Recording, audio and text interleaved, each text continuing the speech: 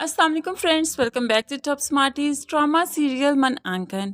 हार कर सकलैन अपने इरादों में कामयाब हो ही गया। अपनी सास को मौत के घाट उतार ही दिया।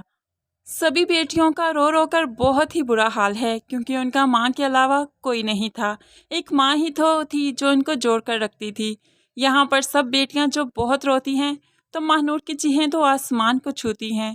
तभी तो महानूर की सास उसे अपने कंधे से लगाकर सहारा देने लगी, उसे दिलासा देने लगी।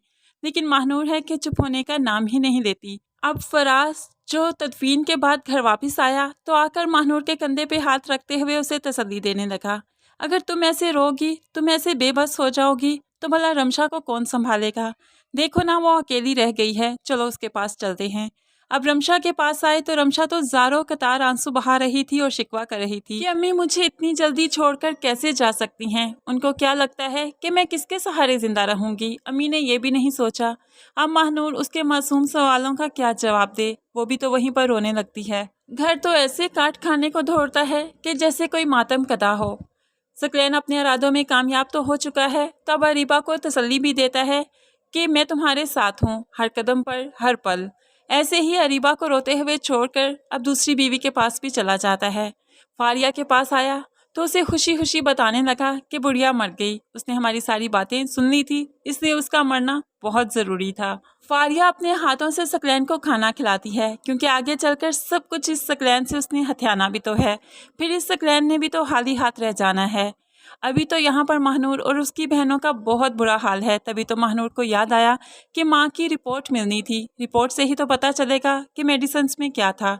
अब बहुत मुमकिन है कि ये अपनी माँ की रिपोर्ट लेने जाए और उसे पता चल ही जाए कि मेडिसिन में जहर थी। लेकिन यहाँ पर अभी सकलैन नहीं पकड़ा जाएगा, क्योंकि कोई सबूत सकलैन के खिलाफ नहीं जाता। महानूर का अगर शक भी सकलैन पर जाएगा तो कुछ नहीं कर पाएगी जब तक कोई सबूत ना हो। कुछ दिन माँ के घर रहने के बाद अब बहनों को घर भी तो जाना था, लेकिन रमशा की फिक्र क्या है, रमशा अकेली कैसे रहेगी? तो यहाँ पर जैसे तैसे करके महानूर घर आई। आते ही क्या सुनती है कि सास तो उसके खिलाफ ही बोल रही है। बेटी से कहती है कि देखो ना, महानूर को घर वालों की कोई फिक्र नहीं। हालांकि मेरा बेटा हमेशा उसकी मुश्किल में उसके साथ खड़ा रहा, फिर भी उसे कोई फिक्र नहीं। आयमा तो कोई जवाब नहीं देती, क्योंकि वो भाभी के दुख से बाहू भी वाकिफ है। लेकिन यहाँ पर माहिर जल्दी पे तेल का काम ज़रूर करता है। मुझे तो लगता है जो भाभी भाई की प्रमोशन नहीं होने दे रही, इसमें भाभी का ही कोई हाथ है। यहाँ पर महानूर को इनकी बातें सुनकर बहुत दुख हुआ। दुखी तो वो पहले ही थी और ज़्यादा दुखी हो गई। अब बहुत मुमकिन है कि महानूर यहाँ पर जॉब ही छोड़ दे, क्योंकि वो फराज को या उसके घर वालों को अपनी जॉब की वजह से नाराज़ करना नहीं चाहती। लेकिन फिर जो CSS के इम्तिहान पास करेगी, तो फिर तो बहुत ही आला ओहदे पर फाइज हो जाएगी कि कोई चाह कर भी इसकी जॉब छुड़वा नहीं सकेगा। तब ये हर किसी का सहारा बनेगी। तो फ्रेंड्स, मुझे तो लगता है कि अभी तक सकलैन का राज राज ही रहने वाला है। लेकिन आपको क्या लगता है, क्या रिपोर्ट्स के बाद सकलैन की हकीकत खुलकर सबके सामने आएगी या नहीं? ज़रूर कमेंट्स में बताइएगा। मज़ीद वीडियोज़ के लिए चैनल को सब्सक्राइब कीजिएगा। अल्लाह हाफिज़।